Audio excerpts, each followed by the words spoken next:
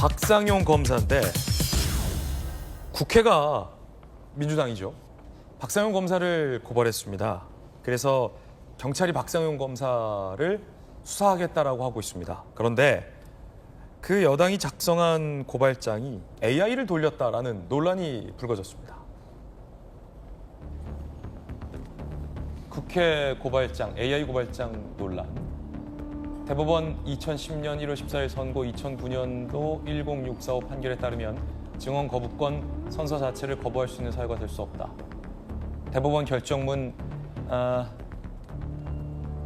2009도 10645 근로기준법 위반. 선고 날짜는 2009년 12월 22일. 근로기준법 위반을 갖다 끌어 썼다라는 겁니다.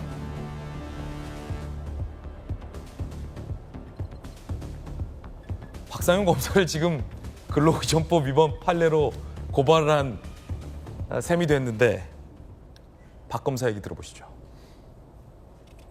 아니 이런 고발을 하면서 대법원 판례에 어떤 게 적혀 있는지도 확인 안 해보고 허위의 판결을 적는다면 그게 당연히 허위의 고의가 있지 않겠습니까? 국회가 고발하는 건데요. 이걸 어떻게 해외 토픽값 아닙니까? 어떻게 이런 일이 일어날 수가 있어요? 이런 식의 AI로 작성해가지고 근로기준법 위반 판례인 걸 모르고 과연 끌어다가 고발을 했느냐라는 논란입니다. 그러다 보니 AI 돌린 거 아니냐 이런 얘기까지 지금 나오고 있는 겁니다. AI로 작성해 환각 일으킨 건 아니냐는 말까지 해외 토픽갑니다. 검사 출신 주진우 의원, AI를 돌려서 고발장을 작성했다면 코미 같은 일, 더불어 환각당이다. 박 검사를 근로기준법 위반 판례를 인용해서 고발을 했다라는 논란이에요. 자, 여당은 어떤 입장일까요? 서영교 국조특위위원장, 근로기준법이 아니라도 국회 선서를 거부하고 국회를 모욕한 사실은 없어지지 않는다. 민주당 관계자의 어찌된 일인지에 대한 해명을 보면 이게 당시 고발장을 그 여러 의원실에서 나눠서 작성하다 보니 그렇게 된 것 같다. 그럼 여당 국조특위위원들에게 물어보니 누가 작성했는지 모르겠다. 미스테리입니다.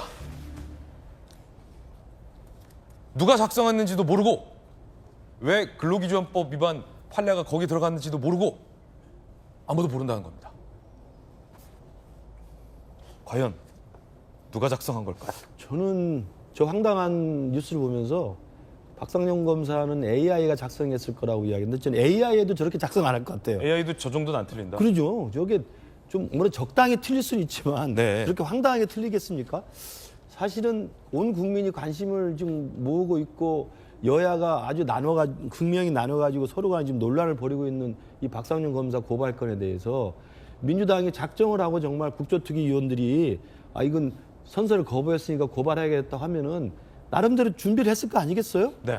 다 공개되는 고발장이고 고발장에 따라서 경찰에서 다 조사하게 되어 있고 그 고발장을 받아보고 박상용 검사도 법조인 출신이고 검사인데 당연히 거기에 대응할 건데 준비를 철저히 하지 않았겠습니까? 지금 보면 민주당 고발장에는 저 판결에 따르면 박상용 검사의 행위를 징계할 수 있다라고 했는데 그 판결을 보면 퇴직자 임금 9,300만 원 체불했다. 벌금 1,500만 원을 선고한다. 그렇죠. 국회 증언 거부권 선서에 대한 내용이 없어요.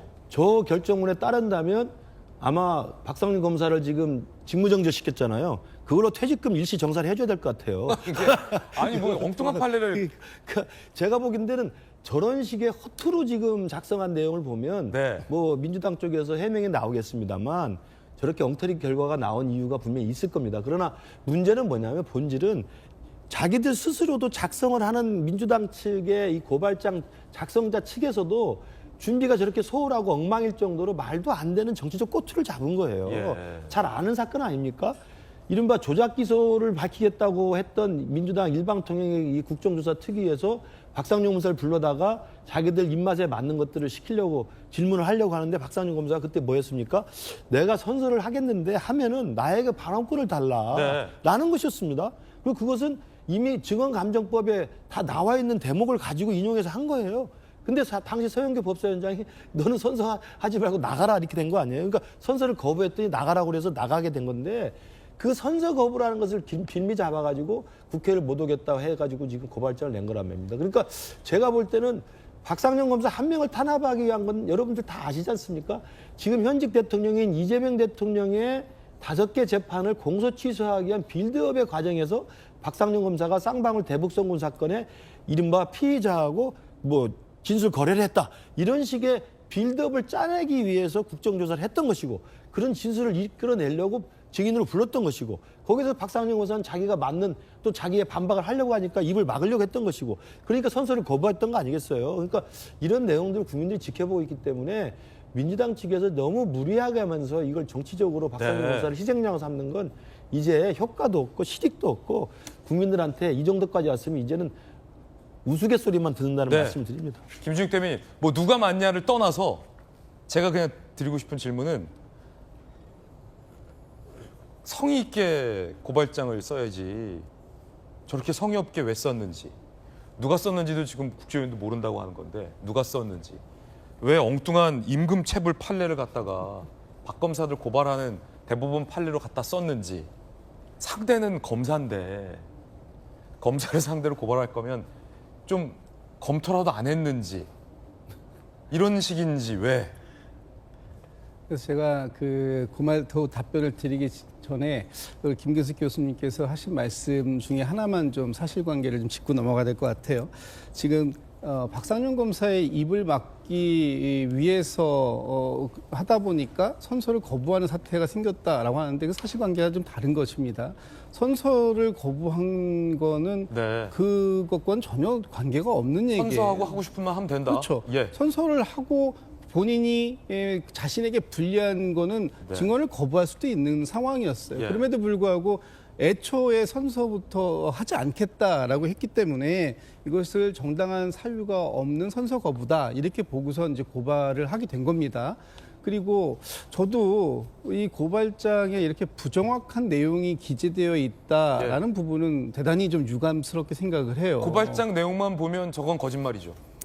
저 판례가 없었으니까. 저 판례 아마 이제 날짜를 보면 2010년 1월 14일 선고라고 되어 있는 저 앞부분이 있기 때문에 아마도 뭔가 그 뒤에 지금 이 판례 사건 번호는 달라질지를 모르겠습니다만 뭔가 확인은 분명히 했던 것 같습니다. 그럼에도 불구하고 저 지금 판례의 사건 번호가 다르다는 것이 문제의 본질은 아니라고 보고요. 지금 문제의 정확한 본질은 좀 전에 제가 말씀드렸던 것처럼 지금 이 조작 기소에 관련된 국정조사를 하는 상황이에요. 그리고 국회에 증인으로 출석을 했어요. 그렇다면 고발장의 판례는 정확하게 입력하는 게 맞죠. 저는 매우 중요하다고 생각하는 사람이라 그렇게 하는 게 맞죠. 그러니까 누구 말이 맞냐 오르냐는 제 관심은 아니고 국민들이 판단할 건데 왜 저렇게 썼냐. 그러니까 그런 부분들을 조금 더 꼼꼼하게 철저하게 따져서 이런 작은 사안을 빔이 잡혀서 그것이 마치 꼬리가 몸통을 흔들듯이 이 주객이 전도되는. 그래서 지금 중요한 건 당시 박상현 검사가 정당한 사유를 가지고 선서를 거부했는가 그것이 아니다라고 한다면 당연히 국회를 모독한 행위에 대해서 예. 처벌을 받을 수밖에 없는 상황이다라는 것이 문제의 본질인데 오히려 그게 아니라 이거 누가 작성했어요? AI로 작성한 거 아니에요? 이렇게 공격하는 것 이것은 지금의 이 전체적인 사건의 맥락하고는 너무나 동떨어진 얘기를 예. 하는 것이다. 저는 좀 아쉽습니다. 본질을 이런 집중하자 그 말씀인데 네네. 제가 이렇게 혹시 오해가 될까 봐 제가 드리는 질문은 그 거룩한 고발의 취지를 폄하하고자 하는 게 아니라 이건 적절했다, 적당하지 않았다라는 것은 그간 우리가 수많이 토론했으니까 왜 이렇게 썼냐는 거예요, 고발장을. 누가 이렇게 썼고 정말 AI 돌린 건지 그게 궁금한 거예요.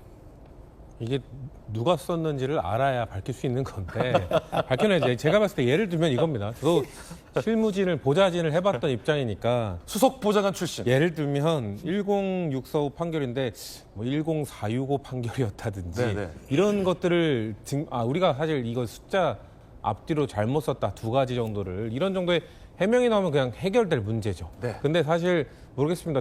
특조위에서 이거를 정말 고발장을 아마 한 군데서 주최한 쪽이 전 있을 거라고 보거든요. 그렇겠죠. 네, 그러니까 그리고 이게 잘못되었다. 이게 그 박상현 검사의 증인 선언 거부가 잘못되었다라는 판결이 분명히 있을 겁니다. 그거에 대한 판결본을 빨리 갖고 와서 빨리 그 어떤 판결문 갖고 했는지를 찾아내서 그렇게 해명이 나오면 되잖아요. 그러니까 그걸 해명을 해야죠. 예. 그러니까 뭐 지금 제가 썼던 사람이 아니니까 제가 해명을 할 수는 없잖아요. 나도 안 썼다. 그렇잖아요. 저희가 뭐 저희 입장에서는 진우 형도 안 썼어.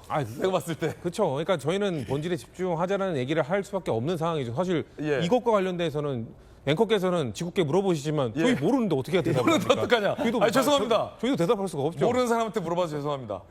거듭 오해가 있을까봐 제가 높아실 말씀드린 건데 고발하는 행동에 대해서 제가 비판하려고 물어본 게 아니라 아니 일반 사건은 이렇게 처리 안 해요. 고발장 이렇게 안 쓰잖아요. 그리고 판례 틀리는 게 일상적인 일도 아니니까 궁금해서 그냥 정말 순진한 호기심에서 물어보는 건데 그렇다는 거죠.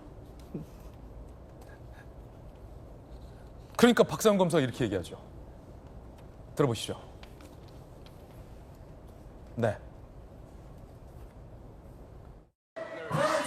첫 조사 받으시는데 입장 한번 부탁드리겠습니다. 저 하나 잡겠다고 특검, 검찰, 국회 그리고 경찰까지 동원이 됐습니다.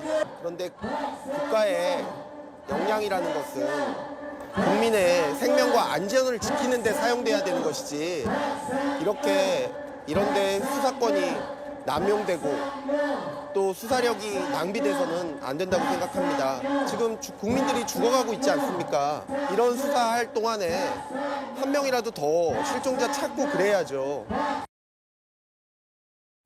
자, 해명이 나오면 민주당 해명도 저희가 소개해드리겠습니다. 하지만 누군가를 고발할 때는 정확한 판례를 기입하는 것이 중요하다라는 기본적인 말씀 드리겠습니다. 박상용 검사, 지난 국조특위에서 증인 선서를 거부하자 민주당은 법 위반이라고 고발을 했는데요.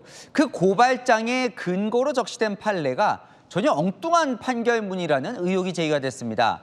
박 검사는 존재하지 않는 판례를 AI가 쓴 것 아니냐는 의혹도 제기했는데요. 이게 어떻게 된 건지 이기상 기자가 따져봤습니다. 증인 선서를 거부하십니까? 예, 거부합니다. 민주당은 정당한 이유 없이 선서를 거부했다며 박상용 검사를 고발했습니다. 당시 고발장입니다. 증언 거부권은 선서 자체를 거부할 수 있는 사유가 될 수 없다며 근거로 2010년 1월 판결문을 들었습니다. 하지만 해당 번호의 판례는 증언 거부권과 무관한 퇴직금을 제때 지급하지 않은 혐의의 근로기준법 위반 판례였습니다. 판결 시점도 2009년으로 다릅니다. 사법정보 공개 포털을 통해 검색했지만 고발장이 인용한 증언 거부권과 일치하는 판례는 찾을 수 없었습니다. 해외 토픽값 아닙니까? AI로 할루시네이션이 아니냐 이런 말까지 나왔죠. 지금까지 국회에서 선서 자체를 거부했다는 혐의로 처벌받은 사례는 없는 것으로 파악됐습니다. 민주당 관계자는 당시 고발장을 여러 국조특위 의원실에서 나눠서 작성했다고 말했습니다. 여러 민주당 국조특위 위원과 연락했지만 고발장 판례를 잘못 인용한 경위에 대해선 작성한 주체를 모르겠다는 반응이었습니다. 서영교 국조특위 위원장은 국회에서 선서를 거부하고 국회를 모욕한 사실은 없어지지 않는다고 주장했습니다. 채널A 뉴스 이기상입니다.